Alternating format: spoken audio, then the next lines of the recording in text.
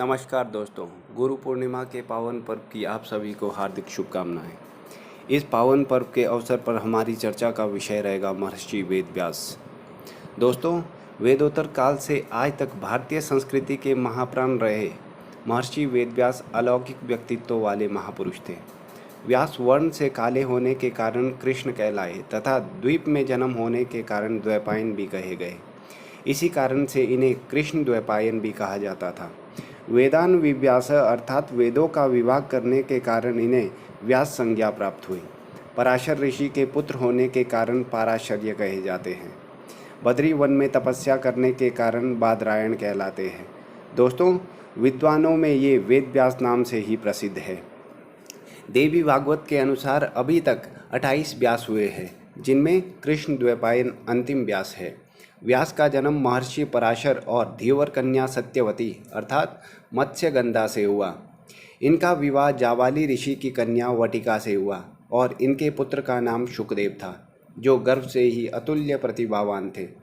धृतराष्ट्र और पांडु भी नियोग पद्धति से इनके ही पुत्र थे तथा दासी से जन्मा विदुर भी इनका ही पुत्र था।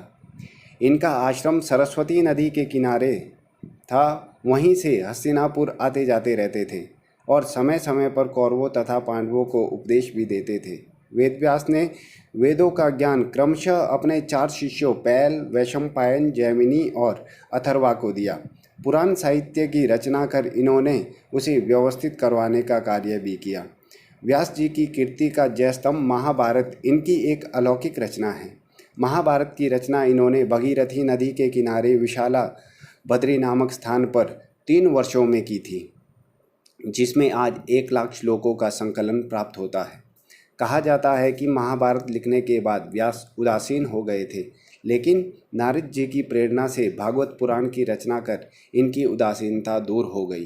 दोस्तों, वेदव्यास के विषय में एक सर्वमान्य लोकोक्ति है कि व्यासोच्छिष्टम जगत सर्वम, यानी संसार का सारा ज्ञान व्यास की जूठन है, अर्थात सारा ज्ञान उनसे ही प्राप्त है। इनको याद करते हुए ही आषाढ़ मास की पूर्णिमा को व्यास पूजा का आयोजन किया जाता है। धन्यवाद दोस्तों, आज के लिए इतना ही। फिर मिलेंगे नई चर्चा के साथ। आपका दिन शुभ रहे।